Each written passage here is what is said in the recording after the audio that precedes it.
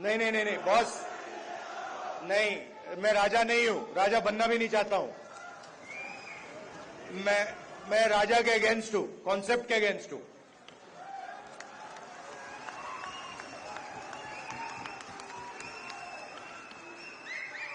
So, you know, I was thinking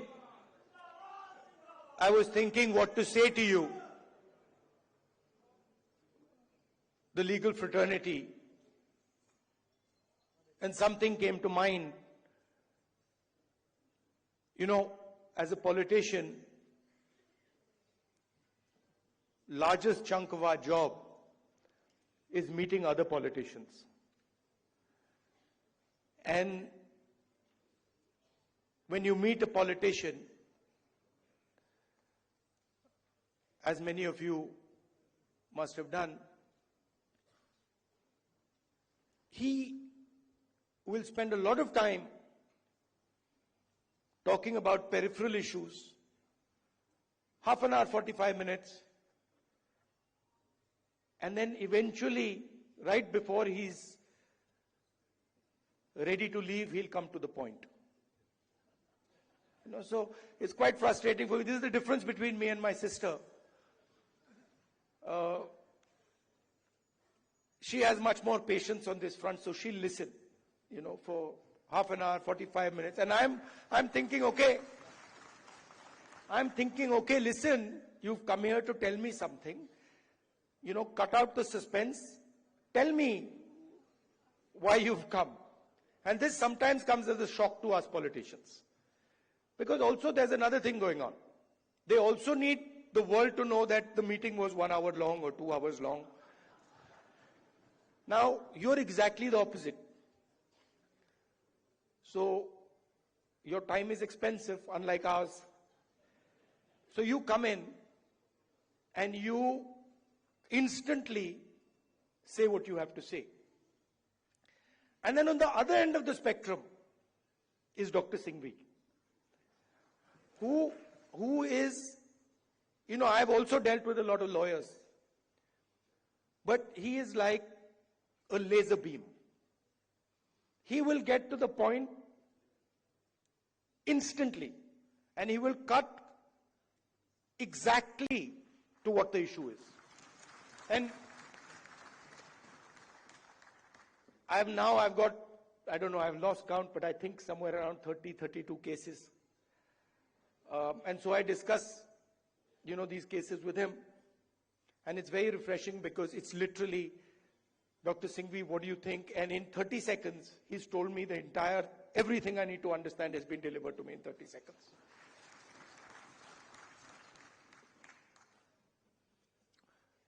Now, it's important that you know who you are. You know, in our tradition, in the Eastern tradition, religious tradition, spiritual tradition, what is important is that you understand who you are. In the Western tradition, it's important that you understand everything around you. But in our tradition, it's important that you understand the self, and you understand yourself and your own structure. So it's important that you know who you are. First of all, the Congress party,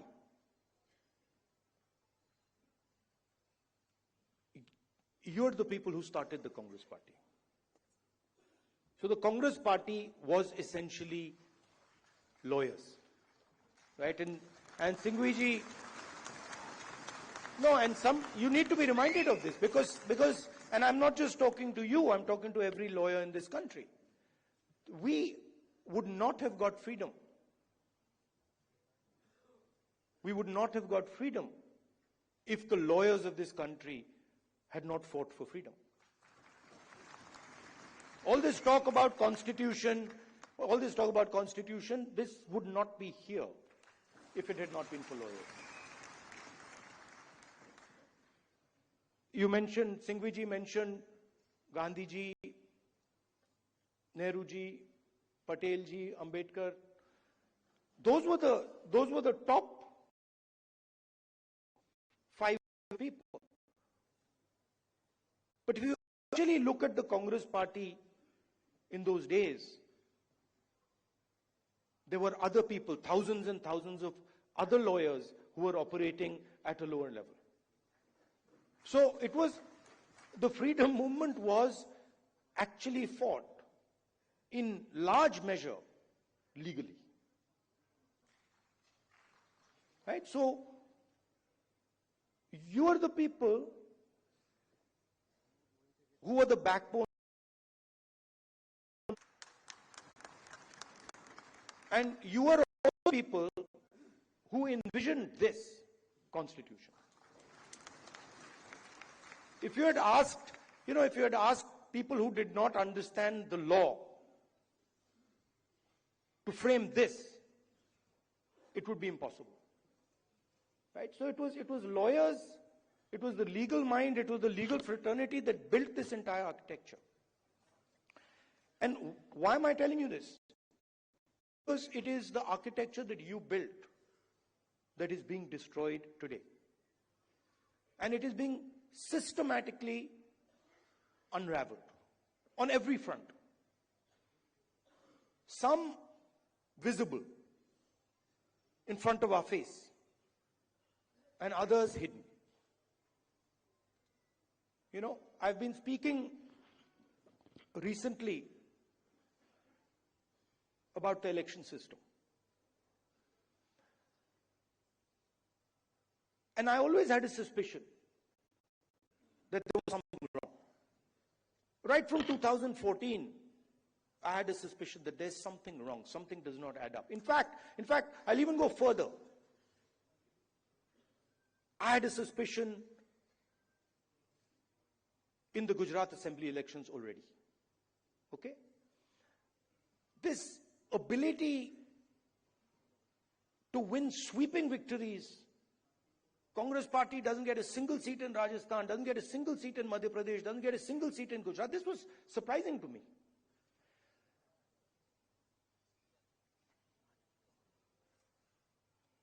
And it went on for some time.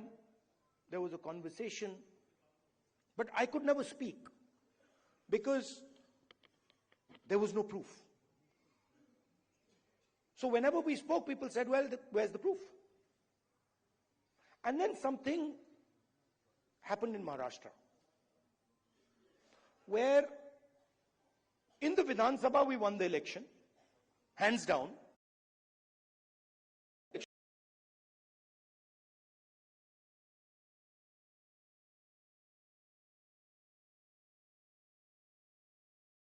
Parties suddenly just evaporated. And that's when I thought that this just cannot be. And so we started right then to look seriously for electoral malpractice. We found it in Maharashtra. Clearly, 1 crore new voters show up between Lok Sabha and Vidhan Sabha. Bulk of those votes go to the BJP. But still, we didn't have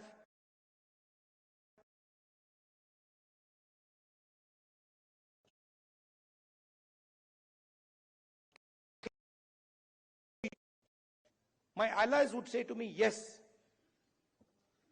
we can see that there is cheating that has happened, but we don't have proof. And now, I say with absolutely no doubt that we have proof. And we have such proof.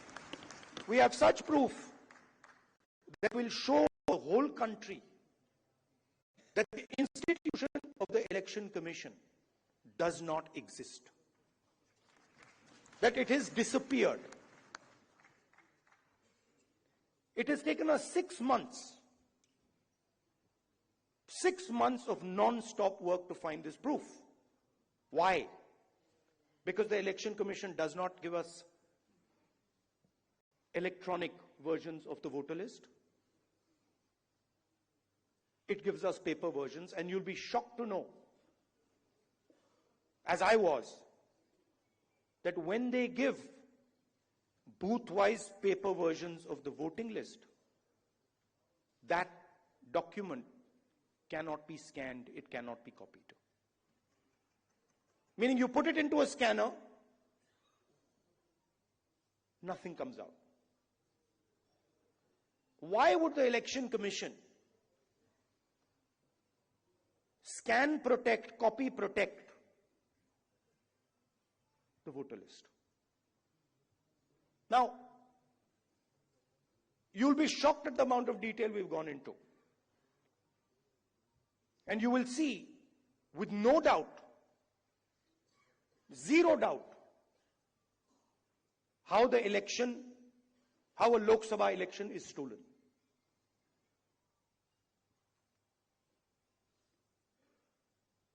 Six and a half lakh voters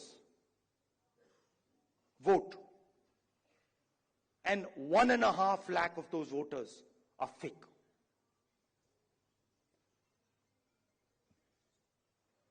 Six and a half lakh voters vote, 1.5 lakh voters are fake. It's on paper. Documentation that we got from the Election Commission. Voter list that we got from the Election Commission. Physical paper.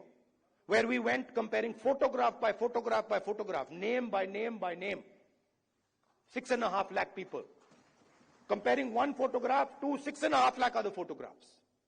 And I'm proud of the work that the Congress party did. And you will see the shockwave that is going to go through the electoral system when we release this data. It's literally like an atom bomb. Because the truth, my friends, is that the election system in India is already dead. Please remember one thing. The Prime Minister of India is the Prime Minister of India with a very slim majority. If 10, 15 seats were rigged, and we suspect actually the number is much closer to 70, 80, 100. If 15 seats were rigged, he would not be the Prime Minister of India. And we are going to prove to you, in the coming few days, we are going to prove to you without any doubt in the coming few days,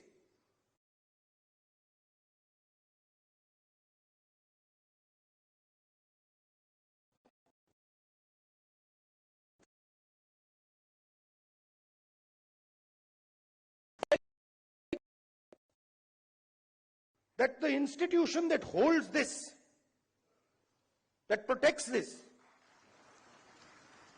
that holds this, that defends this, has been obliterated and taken over. We did not have proof, so we could not make these type of statements earlier. But I'm making this statement confidently because I have 100% proof now. And whoever I have shown it to has fallen off the chair. Literally, they said, how can this be possible? Well, it is possible. It is happening. Right? Who is going to fight this battle? Fight this battle. Frankly, we non-legal people don't even know how to fight this battle. We can fight the political battle. We can fight the battle on the streets. We can fight in the villages. We can fight in the city. We can't fight in the courts. We don't know how to. And so, you are the people who have to defend the Constitution in the courts.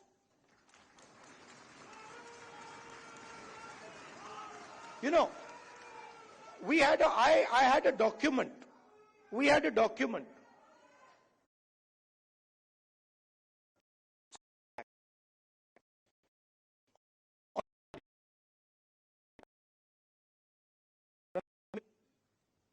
Document that said clearly, black and white, that the Prime Minister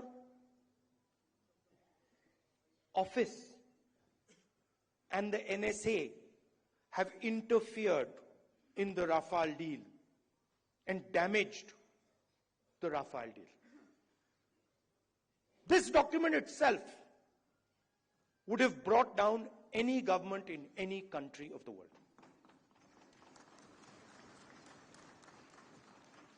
Nothing happened. Nothing happened. You know where the document went? You know where the document died. Nothing happened. I'm counting 30 cases. Anyone who fights the regime, any political person,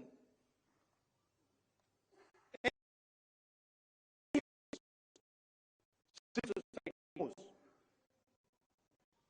that the moment you oppose, you will be attacked. You know, I remember when I was fighting the farm laws, and he's not here anymore, so really I shouldn't say it, but I will. And Arun Jaitley ji was sent to me to threaten me. And he said, you know, if you carry on down this path, opposing the government, fighting us on the farm laws,